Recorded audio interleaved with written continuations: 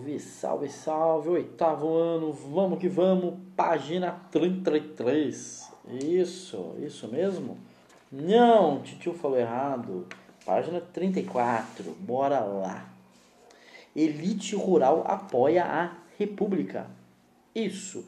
No fim da década de 1880, muitos dos grandes proprietários do Vale do Paraíba e de outras regiões do país estavam decadentes e endividados. Em grande parte, isso se devia à perda de fertilidade do solo pela insistência em cultivar sempre o mesmo produto nas mesmas terras. Assim, esses grandes proprietários, eles se tornaram completamente dependentes de favores do governo imperial. A abolição da escravatura em 1888 ela aumentou a crise do setor da elite rural que ainda apoiava a monarquia. Indignados com a Lei Áurea, os fazendeiros desse setor eles exigiam que o governo os indenizasse pela perda de seus trabalhadores escravizados. Como o governo de Dom Pedro II não os indenizou, eles romperam com a monarquia e passaram a apoiar o movimento pela República. Aí temos uma imagem aí, na página 35, e pede para que a gente observe o detalhe da imagem, que é um homem de casaca, que está ajoelhado com a coroa nas mãos, que representa esse setor das elites, que se curva diante da jovem república. Então, observem a imagem e façam as suas observações mais intimistas, digamos mais na visãozinha de cada uma de vocês. Vamos lá. Ainda na imagem que estamos analisando, há um detalhe particularmente bem importante, pessoal. Está representado o Marechal Deodoro da Fonseca nessa imagem. Peço que vocês também observem esse detalhinho bacaninha. Beleza, pessoal? E por causa da insatisfação com a monarquia, muitos militares eles começaram a aderir ao positivismo, pessoal. Sim. E para isso contribuía, além da ideia de progresso, a importância atribuída pelo positivismo à ordem e à hierarquia, fatores muito cultivados pelos militares. Ao aderirem ao positivismo, esses militares eles concordavam também com a proposta republicana, porque a república, como a gente já viu, era para os positivistas a mais avançada forma de governo. O principal líder do positivismo e do republicanismo do exército brasileiro foi Benjamin Constant, que foi um tenente-coronel, engenheiro e professor de matemática. Apoiado pelos estudantes da Escola Militar do Rio de Janeiro e também por jovens oficiais, Benjamin Constant ele acreditava que o exército era a verdadeira força patriótica brasileira. Em sua opinião, caberia aos militares combater os políticos tradicionais, os chamados políticos de casaca, e instaurar uma república inovadora e forte, sob uma ditadura republicana. Com base no binômio ordem e progresso, que está inscrito lá na bandeira brasileira, entretanto, nem todos os militares que apoiariam a derrubada da monarquia, nem todos eles eram positivistas. E esse foi o caso, por exemplo, do Marechal Deodoro da Fonseca, que nunca foi adepto das ideias de Auguste Comte e de Benjamin Constant. Os problemas com a igreja, que alguns historiadores chamam de questão religiosa, começaram na década de 1870.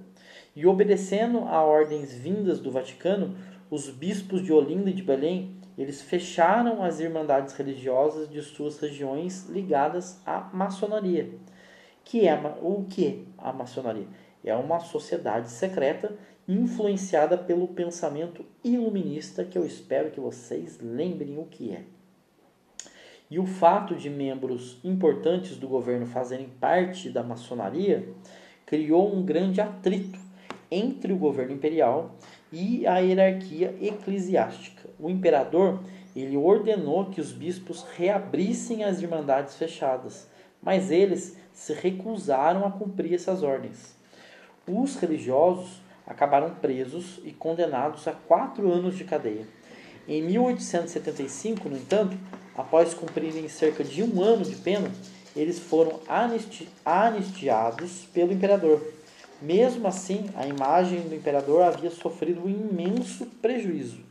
A população, bastante católica, ficou do lado dos bispos, condenando a arbitrariedade de Dom Pedro II. Ao mesmo tempo, a relação entre a igreja e o imperador ficou fortemente abalada, galerinha. Abandonado pelos fazendeiros escravagistas, pelos militares e pelos religiosos, o governo ele ficou cada vez mais isolado na sociedade. Fora dele, o movimento republicano era apoiado não só por setores importantes das elites, como os fazendeiros do Oeste Paulista, mas também pelas camadas médias da população urbana. E ciente do seu isolamento, o governo ele tentou reagir em junho de 1889. E para isso, ele nomeou presidente do Conselho de Ministros um político liberal, mais próximo dos republicanos do que dos conservadores. O novo ministro, Afonso Celso de Assis Figueiredo, que tinha o título de nobreza de Visconde do Ouro Preto, ele apresentou lá na Câmara de Deputados um programa de reformas, entre as quais a de maior autonomia para as províncias. Isso de nada adiantou. A Câmara rejeitou a proposta e foi dissolvida pelo imperador. O governo, então, ele convocou novas eleições, mas o tempo não corria a seu favor. No dia 9 de novembro de 1889, reunido sob a presidência de Benjamin Constant, o clube militar decidiu pelo fim da monarquia e pela proclamação da República. Curiosamente, nesse mesmo dia, o governo organizou, lá no Rio de Janeiro, uma grande festa para mostrar a força do regime imperial. Sim. Aí temos na página 38 e 39, lá na seção Olho Vivo, pessoal, esse grande baile e tal que foi organizado pelo governo nos salões do Palácio da Ilha Fiscal, lá na Baía da Guanabara, no Rio de Janeiro. Oficialmente, esse baile ele tinha como pretexto homenagear os oficiais do cruzador chileno Almirante Cochrane, que havia aportado em terras brasileiras. Contudo, o que de fato o governo pretendia era celebrar as bodas de prata, ou seja, os 25 anos de casamento da princesa Isabel com o conde d'Eu. A ocasião também ela tinha como objetivo fortalecer os representantes da monarquia, que se encontravam isolados da sociedade. Mal sabiam os convidados que a República seria proclamada 6 dias depois. Não sabiam, não tinham ideia. Calculava-se que, além dos 300 tripulantes do navio chileno, aproximadamente 4.500 convidados compareceram a essa festança. Os gastos com o evento eles foram enormes e custaram aos cofres públicos quase 10% do total previsto para ser destinado à província do Rio de Janeiro em 1890. Mole? Sim. Em 1905, galerinha, o artista Aurélio de Figueiredo ele pintou à tela o último baile da Ilha Fiscal, que é essa imagem que vocês veem aí na página 38 e página 39. Sim, essa imagem também ficou conhecida como a ilusão do terceiro reinado. E mais do que mostrar o luxo e a grandeza desse acontecimento, essa obra ela é uma alegoria do delicado momento pelo qual passava o país, a transição do Império para a República. Belezinha, galerinha? paramos aqui então. Continuamos na página 40, pessoalzinho. Espero que tenham gostado. Um abraço para vocês. Fui.